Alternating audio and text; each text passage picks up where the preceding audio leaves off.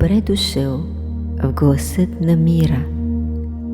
Пространство, в което можеш просто да си поемеш дъх. Затвори очи и си представи едно дете, тихо, чувствително, добро. Дете, което цял живот е искало едно простичко нещо. Мама да го прегърне така, че да му стане спокойно. Да го чуе, да му повярва, да не се налага да се защитава, да не се свива, да не се страхува от тона й, от напрежението, от внезапната буря. Само да си почини в нечия обич. Погледни това дете. Може би още живее вътре в теб. Може би още чака. Чака един разговор, след който няма да му тежи повече.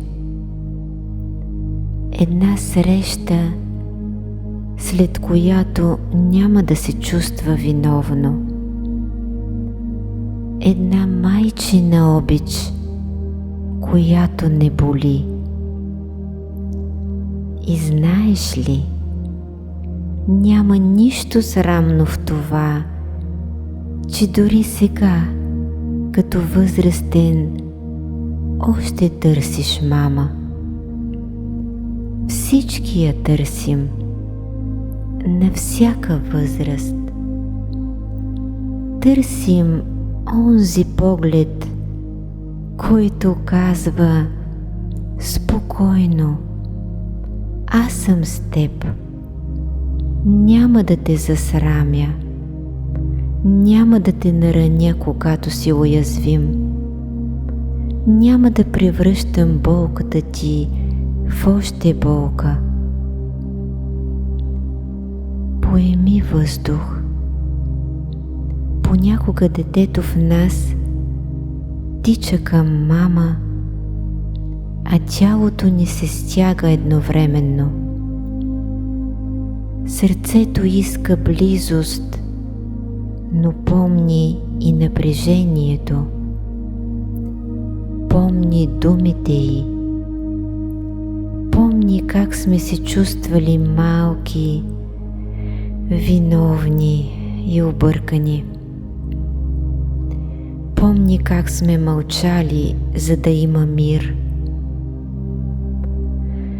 Обичаш някого, а едновременно се налага да се пазиш от него. Това е огромна вътрешна болка. Защото детето в теб казва: но това е мама. А душата ти тихо отговаря: да, но и аз съм важен.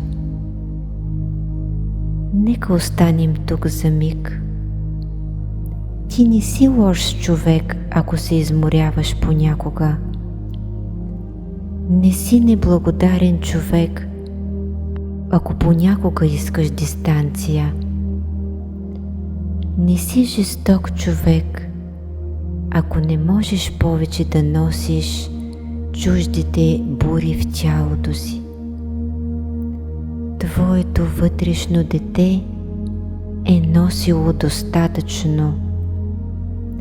Може би цял живот е опитвало да разбира, да прощава, да успокоява, да не се ядосва, да бъде добро, за да заслужи обич.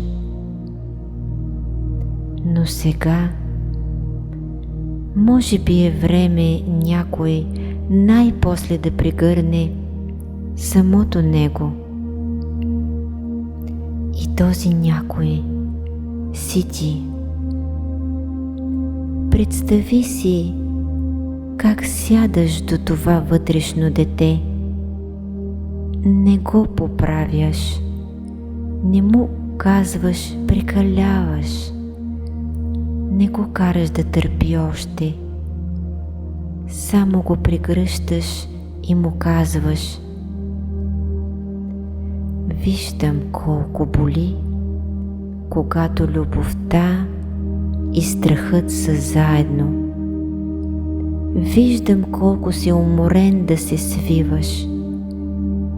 Няма да те оставя само повече.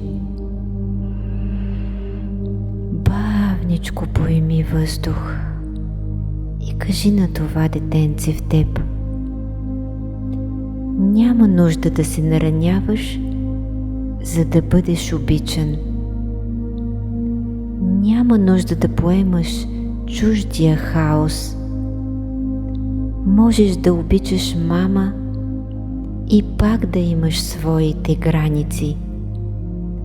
Можеш да помагаш без да се изгубиш.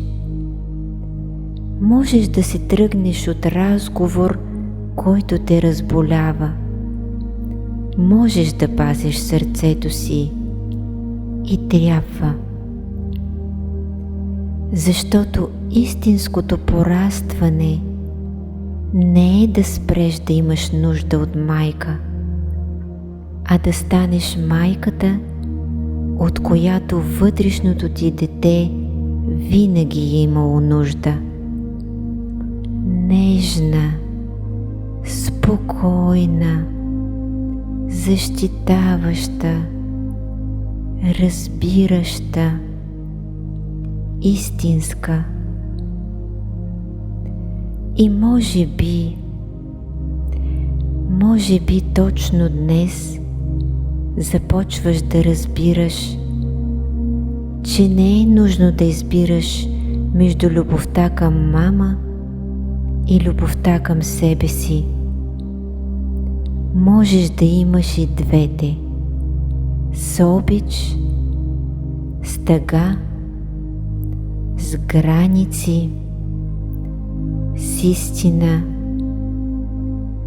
и най-после без да изоставяш себе си.